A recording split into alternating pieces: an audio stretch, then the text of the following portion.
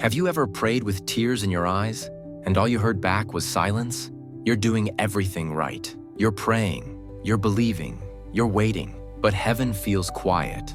No sign, no answer, no direction, and deep down, a painful question starts forming in your heart. Did God hear me, or am I talking to myself? If you've ever felt that, this video is for you. Stay with me until the end, because what you're about to hear may completely change how you see God's silence and bring peace to a place in you that's been restless for a long time. Number 1, the pain of God's silence. Let's be honest for a moment. God's silence hurts more than a clear no, because when God says no, at least you know where you stand. But silence leaves you wondering. You replay your prayers in your head. You check your life for mistakes. You ask yourself, am I doing something wrong? Is my faith not strong enough? Did God turn away from me? You see other people testifying, other people celebrating answers, other people saying, God did it, and you're still waiting, still praying, still hoping, still hurting. But here's something most people never tell you. God's silence is not God's absence, and the Bible is very clear about that, even when it doesn't feel that way. Number 2, silence does not mean God has abandoned you. Let's look at the first Bible verse. My God, why have you forsaken me? Psalm 22:1. These words were spoken by David, and later echoed by Jesus himself on the cross. Think about that. David was a man after God's heart. Jesus was the Son of God. Yet both experienced moments where God felt silent. This tells us something powerful. Feeling unheard does not mean you are unloved. Feeling ignored does not mean you are rejected. Sometimes, even the closest people to God experience seasons where heaven is quiet.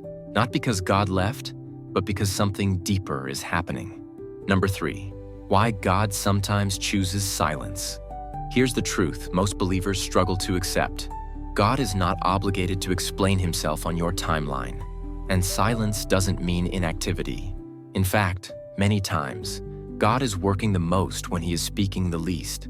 Let's talk about why. God is developing your trust, not just answering a request. If God answered every prayer instantly, faith would never grow. You wouldn't trust God. You'd only trust outcomes. Silence forces you to ask a deeper question. Do I trust God only when he answers? Or even when he doesn't? This is where faith matures. Not when prayers are answered, but when prayers are unanswered and you still hold on. Be still and know that I am God. Psalm 46:10. Notice what God says first. Not do more, not pray harder, not fix yourself. He says, be still. Stillness is uncomfortable because stillness takes away control. But stillness is where trust is built. God's silence often invites you into stillness, not to punish you, but to anchor you. Number 4, silence is often a setup, not a shutdown. One of the biggest mistakes we make is assuming silence means nothing is happening. But in Scripture, silence often comes before major breakthroughs. Think about Joseph.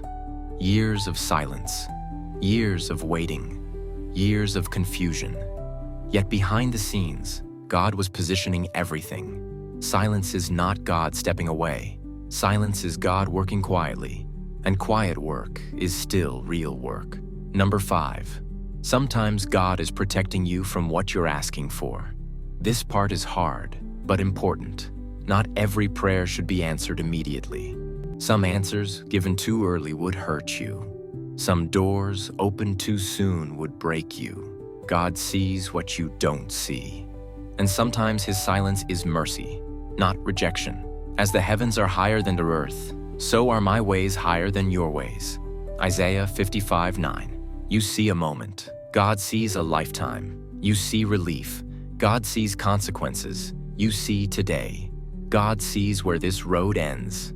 So when God is silent, it may be because he is loving you in a way you don't yet understand.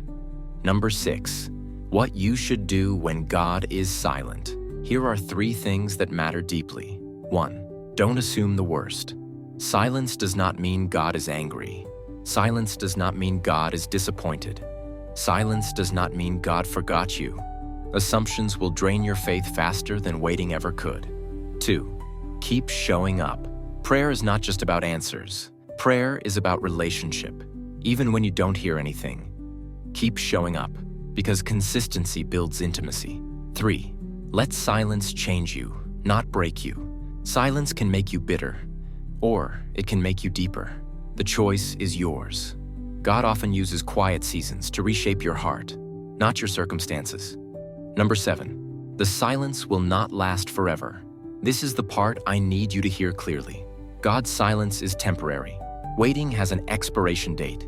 You may not know when, you may not know how, but Scripture is clear. God does speak, God does answer, God does move, and when He does, you'll realize the silence was preparing you, not punishing you.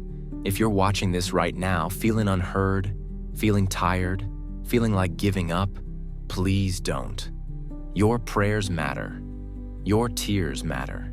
Your waiting matters. And even in the silence, God is closer than you think. If this message spoke to your heart, please like this video. It helps this message reach others who are silently struggling too. Subscribe to this channel for more deep, calm, Bible-based teachings that bring clarity and hope. Share this video with someone who feels forgotten by God right now. And I'd really love to hear from you. Comment below. What are you praying about that feels unanswered? You are not alone.